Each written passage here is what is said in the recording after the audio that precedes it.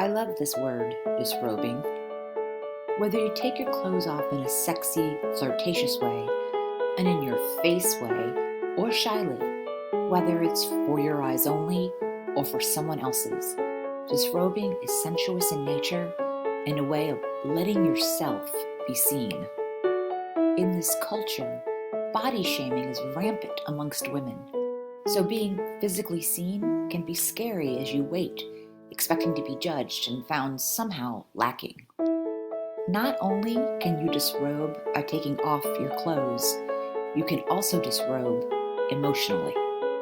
Emotional disrobing is exposing your soft underbelly while putting your defenses down.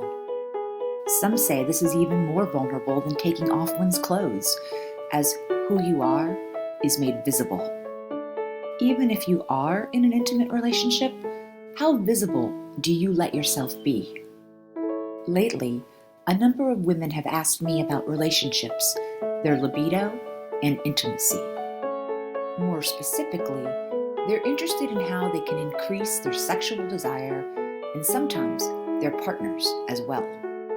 They know I'm a hypnotherapist, so what I share comes from an inside-out perspective, from the perceptions, feelings, thoughts, and experiences a person carries. Clients I work with who experience intimacy, sexual relationship issues get to delve deeper into what they've been carrying, unpacking the baggage that keeps them and their relationships in holding patterns filled with fears about disrobing. Your libido is impacted more by whether you emotionally disrobe than anything else. More important than toys, wearing sexy clothing, or even hormone levels is how vulnerable you let yourself be. Without vulnerability, it's like you're wearing body armor. Nothing will penetrate you, even if you're physically penetrated. Intimacy, sexual or not, requires being vulnerable, and it depends on feeling safe to let yourself be fully known by another person. It's not about providing information about you, the content of your life. It's about being able to open up your heart. Being vulnerable doesn't come with guarantees, but it does require disrobing. You need to be discerning with whom you disrobe, as not everyone is going to be worthy of your vulnerability. There may be times you make a mistake and only realize it in hindsight.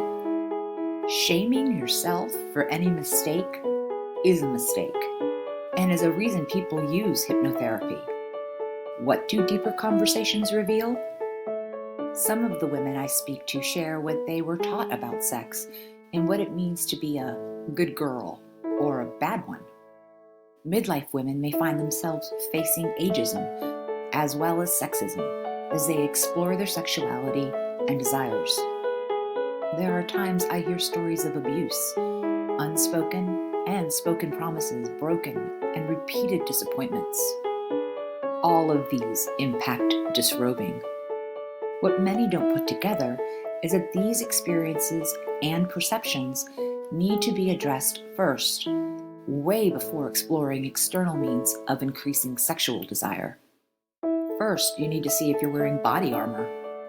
Things don't need to be awful either to armor oneself. Just the fear of not being lovable or loved or not being wanted can have you suit up quickly. No amount of hormones or various sexual techniques will overcome the armor. Remember, it's an inside-out approach that needs to happen first.